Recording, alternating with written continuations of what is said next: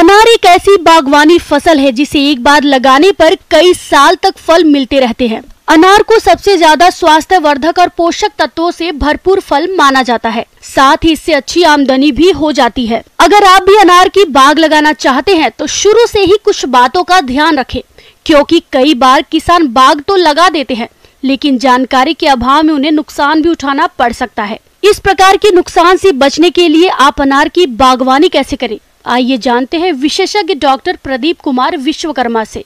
तो यहाँ पर भगवा और सुपर भगवा और रूबी अच्छी आमदनी दे सकती हैं। इनका चयन हम कर सकते हैं अपने खेत में लगाने के लिए। और इसके लिए हमको फील्ड प्रिपरेशन कैसे करें, कैसे लगाएं उसको, तो इसके लिए हमको प्लांटिंग हम कर सकते हैं। जैसे अगर आपका क्षेत्र जो है इसमें पानी की उपलब्धता है तो हम इसको फरवरी मार्च में लगा सकते हैं। अगर पानी की उपलब्धता नहीं है तो हम इसको रेनी सीजन में प्लांटिंग करवाते हैं, जैसे कि जुलाई और अगस्त में। पौधारोपण के एक माह पूर्व 60 सेंटीमीटर लंबाई, चौड़ाई और गहराई के आकार में गड्ढे खोदकर 15 दिनों तक खुला छोड़ दें, जिसके बाद गड्ढे की ऊपरी मिट्टी में 15 किलोग्राम पकी हुई गोबर की खाद, यूरिया 60 ग्राम, डीएपी 50 ग्राम, क्लोरोपायरीफास चूर्ण मिट्टी में मिलाकर गड्ढों को सतह से 15 सेंटीमीटर ऊंचाई तक भर दें। गड्ढे भरने के बाद सिंचाई करें ताकि मिट्टी अच्छी तरह से जम जाए। इसको फिल करने का मुख्य उद्देश्य यही है। इसमें ये सारे पोषक तत्व और फ्यूराडान ऐड करने का मुख्य उद्देश्य इसमें निमेटोड को कंट्रोल करना रहता है। तो गड्ढा फिल करने के टाइम पे ये हमको ध्यान रखना है। और 1 महीने के बाद इसको हम गड्ढा फिल कर देंगे, या फिर हम रेनी सीजन स्टार्ट होने से पहले ये हम गड्ढा फिल करके छोड़ देंगे। फिर प्लांटिंग करने के टाइम पे हमको इसी गड्ढा जो फिल हुआ गड्ढा है इसी में पौधा रोपण करना है।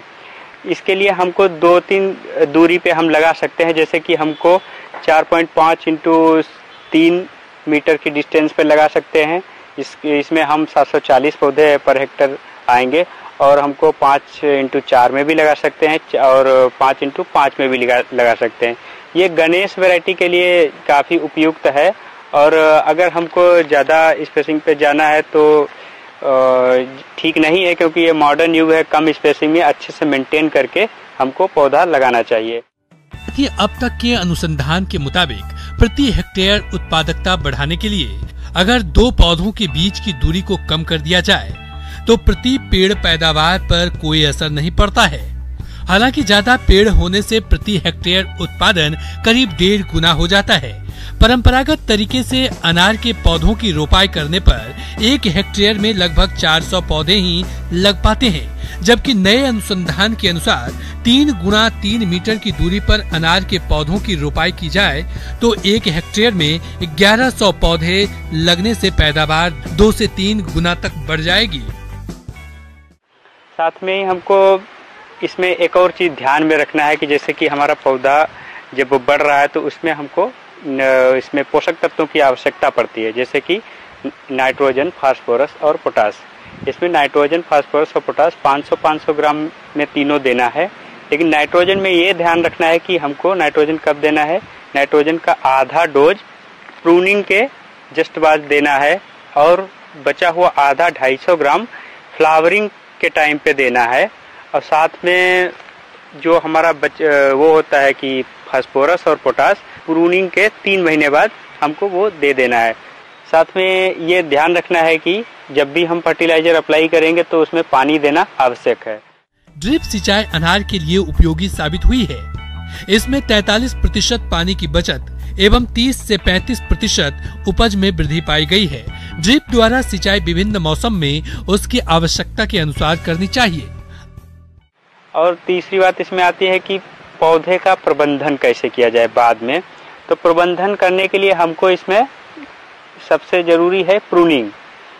प्रूनिंग इसमें बहुत जरूरी है, क्योंकि इसमें फल जो है नई कलिकाओं पे आते हैं और इसके लिए हमको हर साल प्रूनिंग करना पड़ता है। इसमें फल 3 बार हम 1 साल में ले सकते हैं, लेकिन हमको अगर क्वालिटी फ्रूट्स चाहिए तो मैक्सिमम 2 बार लेंगे। अगर एक ही फसल लेंगे, अस्त बार अगर हम लेंगे तो जनवरी फरवरी में हमको फल मिल जाएंगे। उस समय पर मार्केट में कोई दूसरा फल नहीं होता है, तो इससे हमको बहुत ही अच्छी आमदनी हो सकती है। अनार में वर्ष में 3 बार जून जुलाई सितंबर अक्टूबर और जनवरी फरवरी में फूल आते हैं।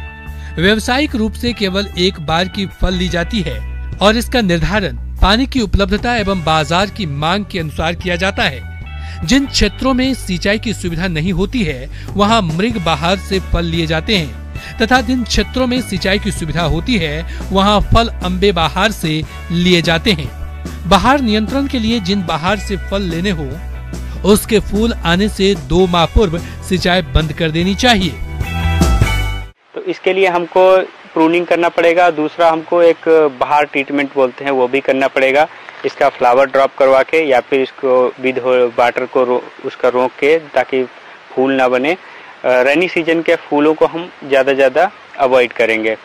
तो इसके लिए प्रूनिंग के लिए हमको इसमें मल्टी स्टेम प्रूनिंग में जाना है। जैसे कि 60 से 70 सेंटीमीटर जमीन से दूरी ऊपर हाइट छोड़ के उसके बाद हमको 6 से 7 या 5 से 6 कलिकाओं को छोड़ना है। बाकी का ऊपर सबका सब प्रून कर देना है। तो जितनी भी नई कलिकाएं निकलेंगी उसमें बहुत ही अच्छी फ्लावरिंग आएगी और इससे हमको बहुत ही मुनाफा होगा।